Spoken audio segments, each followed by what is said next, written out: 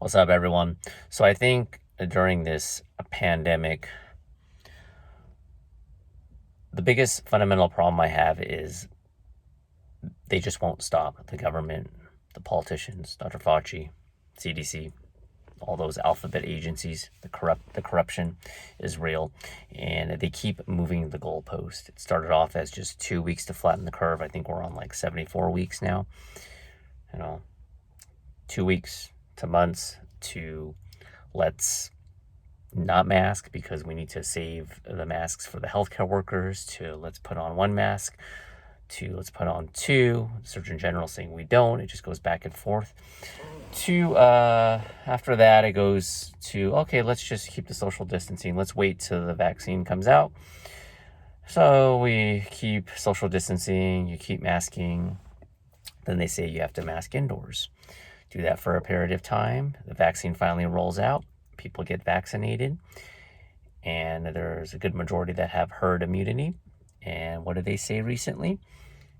Even if you got vaccinated, now you still got to wear a mask indoors. This is in certain areas. I'm not sure if this is enforced in all the areas, but me being in the biggest blue state there is outside of New York is California. They're implementing this, and some people are just pissed off because it's like, why even take the vaccine if you're not going to get any relief from anything? Now, we can go into details about the variant and all that, but based on what I've researched, yes, it could be more contagious, but as far as the actual rates of death, it's very, very minimal.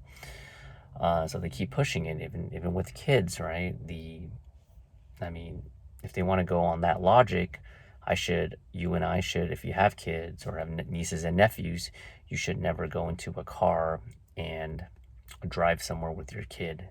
How silly is that? Why? Because the chances of getting in a car accident is higher than the fatality rate of the subgroup of 75 million under the age of 18. It's like a total of, I think it's like under 300 deaths, better chance of being struck by lightning. So this is a classic example of them constantly moving the goalposts, and a lot of people are going with it because when you base your decisions simply out of only fear, your judgment gets clouded.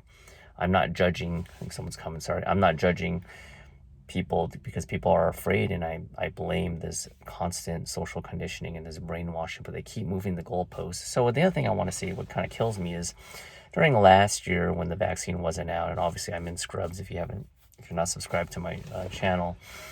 I do work in medical and health, and last year they were saying, oh yeah, these guys are heroes, right? You're working through it, thanks a lot. And then without a vaccine, and I'm not for it, but they're saying, oh, these guys are heroes, thank you so much. I go to work, they'd have like bells and whistles trying to motivate you. Okay, that's a nice deed to do, gesture. Then once the vaccine rolls out, and then there's certain people that are hesitant about it because of the suppression of side effects from the VAERS data and other people online on Reddit, and I've heard in other forums. Now it's like, show me your papers, take the vaccine, or else we're going to fire you. So last year it was, well, we're in a pandemic, but let's work through it.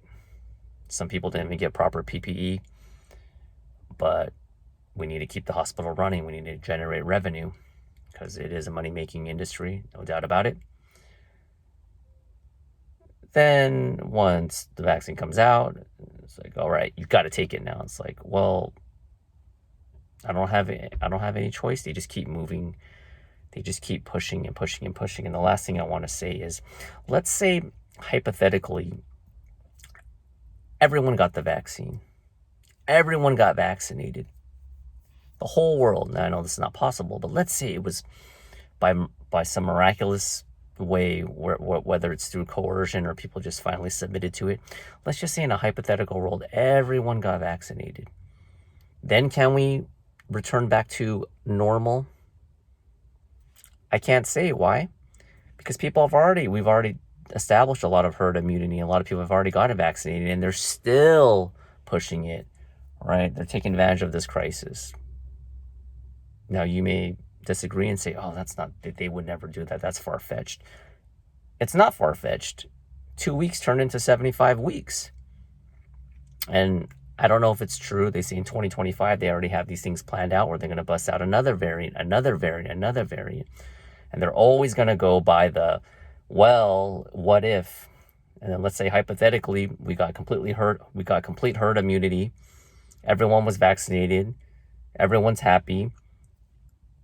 Let's say we go back to normal. And then you see a small little creep up a little bit. What do you think they're going to do?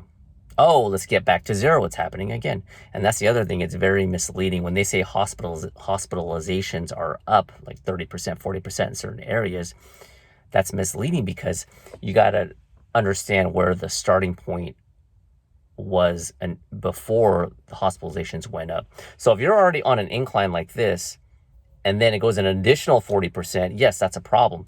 But we've been on a decline. We had a peak in last December, in my area at least, in the majority of America.